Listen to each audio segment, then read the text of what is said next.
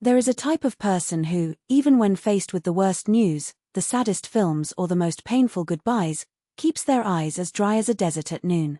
While others drown in tears, they remain motionless, with a shy smile or a silence that seems heavier than any cry. At first glance, it may even seem like coldness, a kind of emotional shield against the world. But is this apparent dryness really the absence of feeling? Or is it that what we can't see is much deeper than we imagine? It's not that they don't feel it. It's not that they don't hurt. The difference is in how their body chooses, or is forced, to react. Crying, after all, is not just a matter of sadness, it is a body language, a mechanism that some have learned to silence for reasons that go far beyond simple restraint. Perhaps they heard, as children, that crying is for weak people and kept that phrase as a survival manual. Maybe they cried so much at some point in their lives that their body, exhausted, decided there were no more tears to give. Or, what is even more intriguing, perhaps they feel everything so intensely that crying would be just an insignificant drop in the ocean they carry within themselves. These people tend to be silent observers, those who absorb the world with a gaze that seems to see through people. They notice the tremor in the voice of those trying to hide the pain, they perceive the weight of a silence where others only hear emptily.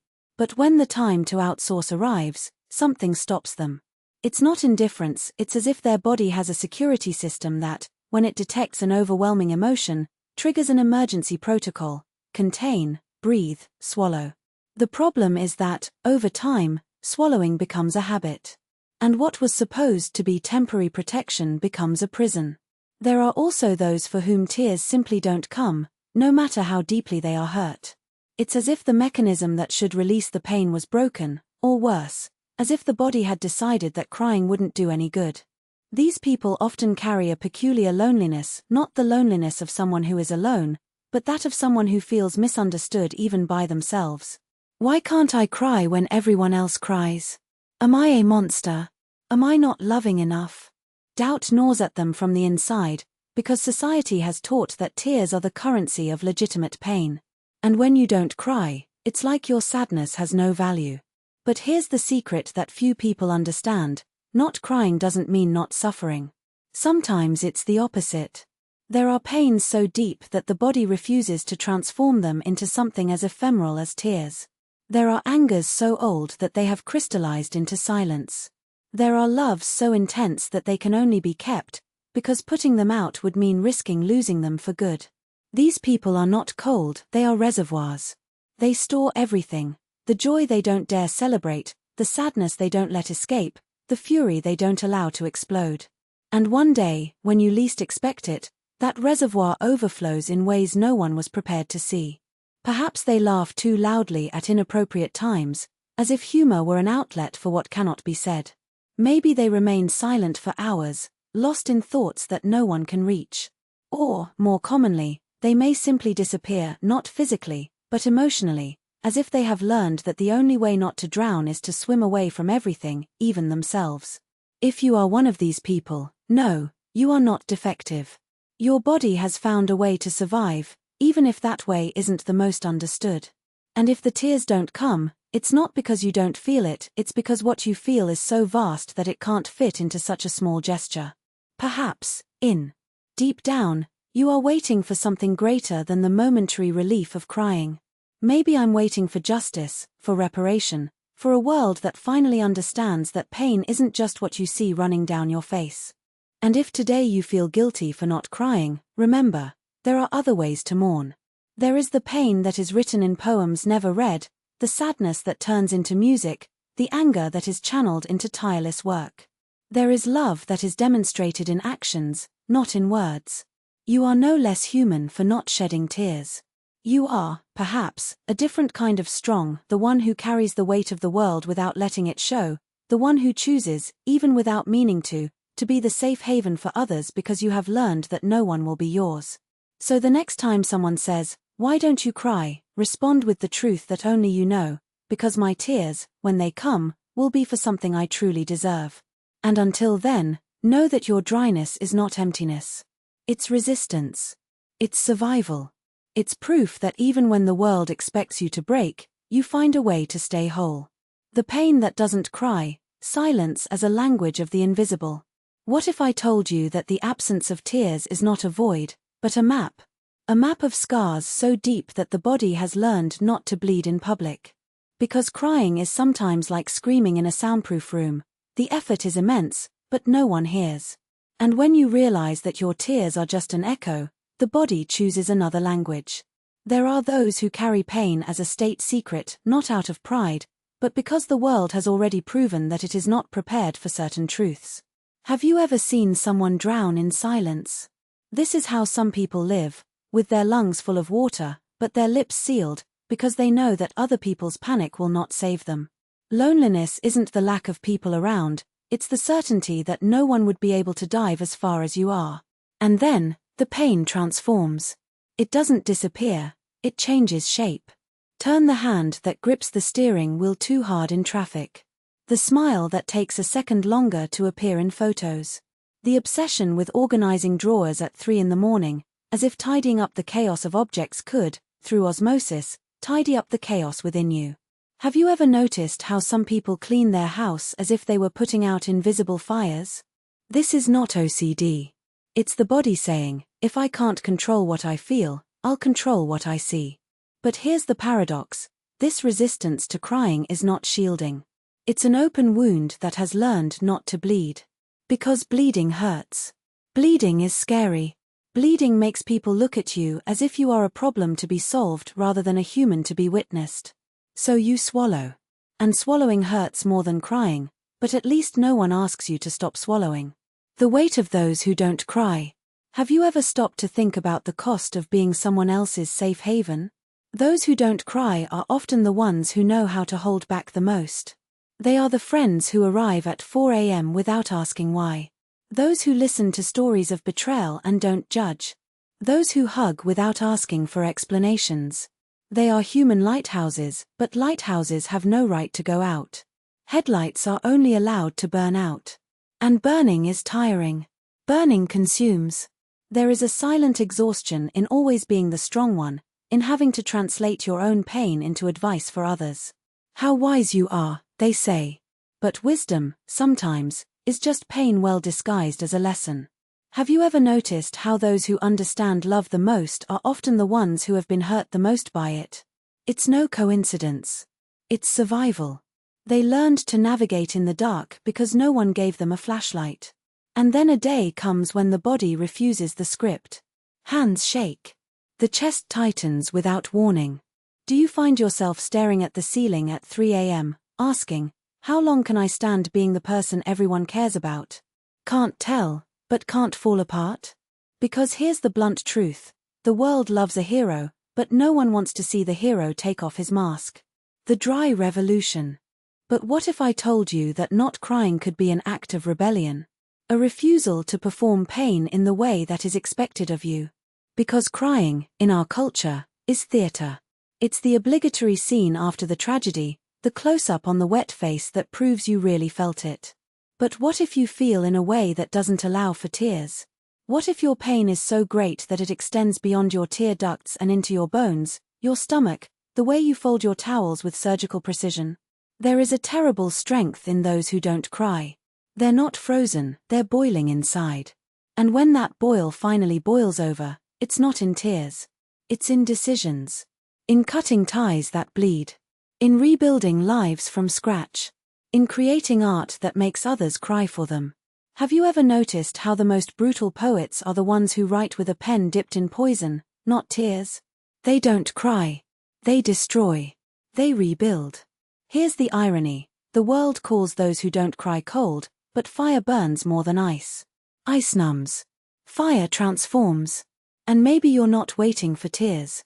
Maybe you're waiting for the moment when all this pain becomes fuel. Because crying relieves. Not crying is revolutionary. The day the tears come back, or not. And when they come back, if they come back, it won't be for the reasons you think. It will not be for the past, but for the future that you achieved despite it. They will not be of sadness, but of anger at having endured so much. They will not be weak, they will be warriors' tears, those that fall while you are still standing, with your fists clenched and your gaze fixed on the horizon. Or maybe they won't come back. And that's fine too. Because there are other ways of crying, There is the crying that is planting a tree and knowing that you will not be alive to see its shadow. There is the crying that is letting go without saying goodbye. There is crying, which is laughing so loud that your throat burns. There is crying that is silence. And if someone asks you again, why don't you cry, look them in the eye and say, because my tears are not meant to be seen. They are meant to be experienced. And now, if you recognized yourself here, no, you are not a stone. You are a volcano. And volcanoes don't cry, they erupt. Maybe your lava is still sleeping. Maybe you're just waiting for the right moment to burn everything that no longer serves you. So breathe. There is no rush to cry. There is no obligation to bleed in public. Your pain doesn't need an audience. She just needs you, whole, burning, alive. And if you didn't cry today, it's not because you don't feel it. It's because you're saving that energy for something bigger. To reflect and share. Have you ever been judged for not crying when you should? How did you deal with that? When was the last time you turned pain into action instead of tears? If your tears were a color, what would they be? Comment here, I'll read each one. If this text touched you, save it to your favorites for the days when you need to remember, your dryness is not weakness. It's strategy. And if you want more reflections like this, turn on notifications, because we're going to talk about what no one told you about being too strong. Until next time. And remember, the world does not deserve your tears. But you deserve your own revolution. Fire. What if your strength is not a shield, but a sword? Have you ever stopped to think that what they call cold in you could actually be contained fire? Society loves to label. You don't cry. Then don't feel. You don't explode. Then you don't mind. But what if your stillness is not the absence of emotion, but an ocean so deep that the waves don't need to scream to exist? Think of a samurai. He doesn't scream before the blow. Don't announce your pain. He acts. And when he acts, it is with a precision that only those who have mastered silence can have. Maybe that's how you are, a strategist of your own emotions. Not because he doesn't have them, but because he learned that some battles are won in silence and others, with a single movement. The science behind your don't cry. Neuroscientists have discovered something fascinating. People who intensely process emotions in silence have greater activity in the prefrontal cortex, the region of the brain responsible for impulse control and strategic decision-making. In other words, while some cry to relieve the pressure, you may be recalibrating, planning, turning pain into fuel. This is not weakness. It's emotional alchemy. And there's more. Studies show that those who can postpone the expression of pain, without repressing it, tend to have above-average resilience. It's not that you don't feel it. It's just that you choose when and how to let emotion act. Like a volcano that knows exactly when to erupt to reconfigure the landscape around it. What they don't tell you about being too strong. Society loves heroes who cry in public. Who display their scars like trophies. But no one talks about the weight of being the rock everyone leans on until one day, even the rocks crack. Hey there, when was the last time someone asked you if you were okay, and waited for the answer? It's probably been a while. Because the world assumes that if you don't break down, you don't need help. But even the strongest pillars need maintenance. Here is the naked truth. You are not insensitive. You are selective about who deserves to see your fractures. You're not cold. You're economical with emotional energy, and that's a superpower in a world that wastes tears for likes. You are not invincible. You are human, and humans were not made to carry the world on their shoulders without ever unloading the weight. The danger of being the person who always holds it. Here's a warning that no one gives you. When you never break, people forget that you can break. They get used to your strength. They expect you to hold on. And if you finally show a crack, they'll look at you in amazement. But you were always so strong, as if strength were seamless armor, not skin that also bleeds. Painful but necessary question. How many times have you swallowed your crying so as not to bother? How many times have you heard you are strong, you will overcome as if strength were a comfort and not, sometimes, a prison? What would you be doing now if you didn't have to be the strong one in the story? How to turn your strength into revolution, no need to cry. If you've made it this far, It's because something inside you knows you deserve more than just putting up with it. So let's get to the point. 1. Allow yourself to feel without performing. It's not about crying for others to see. It's about letting emotion exist without judgment. It could be writing, screaming in the car, punching a pillow. Your pain doesn't need an audience, but it needs space. 2. Choose your battles and your flare-ups. Volcanoes don't erupt for just anything. They choose the moment when the lava will reconfigure the terrain. What are the causes that deserve your fire? Where can your anger, your sadness, or your passion change something instead of just burning you up inside? 3. Create a maintenance protocol. Even machines need oil. What recharges you? It could be silence, it could be loud music, it could be a conversation with someone who won't call you dramatic for feeling it. Write it down. Schedule. Treat your emotional health as you would a warrior, with discipline and respect. 4. Let them see it, whenever you want. You are not obliged to show your wounds. But he also doesn't have to hide his victories. If you manage to get out of bed today, that's a revolution. If today you chose not to explode, that is tactical control. Celebrate your little wars won. 5. Remember, you are not a wall. You are a fan. Roll. Walls exist to be climbed or torn down. Lighthouses exist to guide, including themselves. Your strength is not to be tested, it is to be used. Light your own path. To reflect and act. Respond in the comments or to yourself, if you prefer. When was the last time you allowed yourself to break safely? No blame, no justifications. If your strength was a superpower, how would you use it to change something in your life today? What would you stop carrying if you knew no one would judge you for unloading? The ultimate truth, that you already know. You are not two to cry. You are too much to waste your tears on those who don't know how to value them. And when you finally decide to let your lava flow, whether in tears, in words, in action, the world will shake. Not because you are weak. Because only the strongest know when it's time to burn. So breathe. Your revolution does not need a set date. It already started the day you decided not to leave. Save this text. Come back to it when you need to remember. Your dryness is not a lack of water. It's concentration of fire. Your silence is not empty. It is the space before the strategic explosion. And if the world doesn't deserve your tears, then may it deserve your lava. Turn on notifications. Because we're going to talk about how to turn pain into territory, and you don't want to miss it. Until next time. And remember, volcanoes don't ask for permission to erupt. Volcano fire.